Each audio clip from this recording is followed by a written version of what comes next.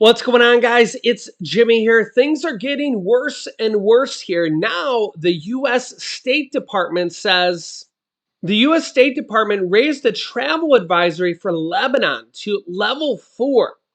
Do not travel due to the unpredictable security situation related to rockets, missiles, and artillery exchanges between Israel and Hezbollah or other armed militant factions.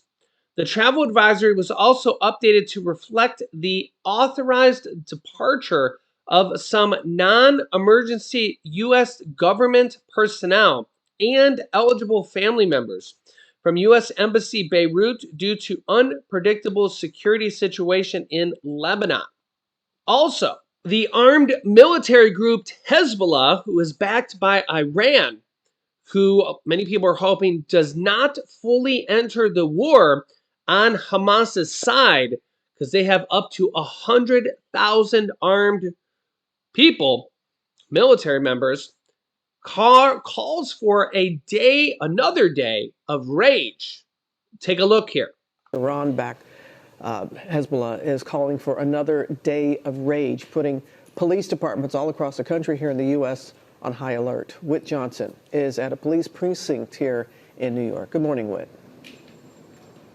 Robin, good morning. We're getting some new information this morning. The NYPD says there is no specific threat to the city, but they are adjusting their posture for the second time since the Hamas attack. This morning, New York City police officers are being told to arrive at work in uniform and to be prepared to work 12-hour shifts. Now, we've seen across the country law enforcement agencies beefing up staffing where additional resources might be needed. And for example, we've seen that large police presence at the dueling protests here in New York, which have largely remained peaceful. But this latest call from Hezbollah for a day of unprecedented rage is only adding to the concern. The terrorist organization not only taking aim at Israel, but saying the United States bears full responsibility for supporting Israel, calling on their followers to move immediately to the streets and squares to express intense anger. This, of course, follows a similar call from Hamas last Friday. So here in the U.S. nationwide, police are increasing patrols near synagogues and trying to reassure both the Jewish and Muslim communities of the security and safety efforts that are currently underway. The U.S. also extended its first full deployment of its newest super carrier, the USS Gerald R. Ford Strike Group, which was set to end its first full deployment, and they're going to extend that because of what is happening currently in Israel and Gaza and the current situation there. So it will stay in the region for the formidable future. Obviously, they have 2 current aircraft carriers there right now, and the situation is only getting worse. In fact, the U.S. is actually preparing, the Congress is, to use military force in case Iran enters the war. Congress is actually preparing in case they need to do what they need to do. Take a look here.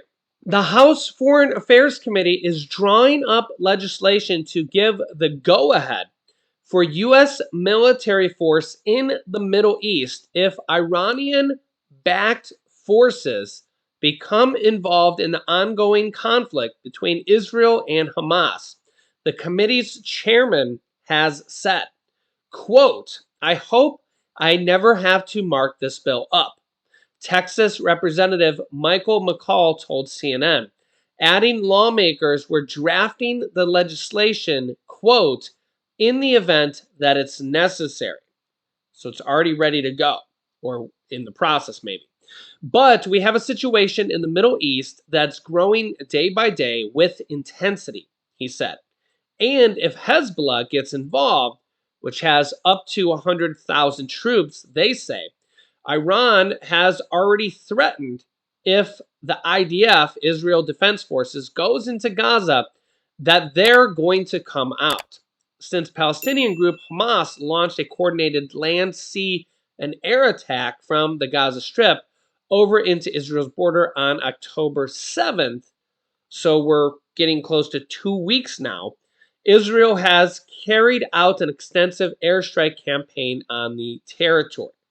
Hamas has in turn fired rockets and missiles across Israel and is believed to still be holding Israeli hostages and even American hostages there in Gaza. Quote, Washington would offer all appropriate means of support to Israel after the horrific and ongoing attacks, he said in the initial wake of the Hamas attacks. National Security Advisor Jake Sullivan said, we can't rule out that Iran would choose to get directly engaged in some way. He said on CBS on Sunday, we have to prepare for every possible contingency. That's exactly what the president has done. Around 2,000 U.S. soldiers have been told to get ready for possible short notice deployment to the Middle East to support Israel, defense officials told the Wall Street Journal. The U.S. has provided military aid to Israel, including replenishing Israel's infamous Iron Dome air defense system and offered to help secure the release of Hamas-held Israeli hostages. As you can see here, the U.S. and NATO could literally be in full force into this war in 24 hours. At any given point, within 24 hours, this could be a full-blown U.S. war and NATO war. Remember, once the U.S. is involved, all of NATO is involved. Remember, once any country is attacking the United States, all of NATO is involved. That's pretty much what the NATO treaty says. You're attacking any country from NATO, you're attacking all countries from NATO. It's a declaration of war.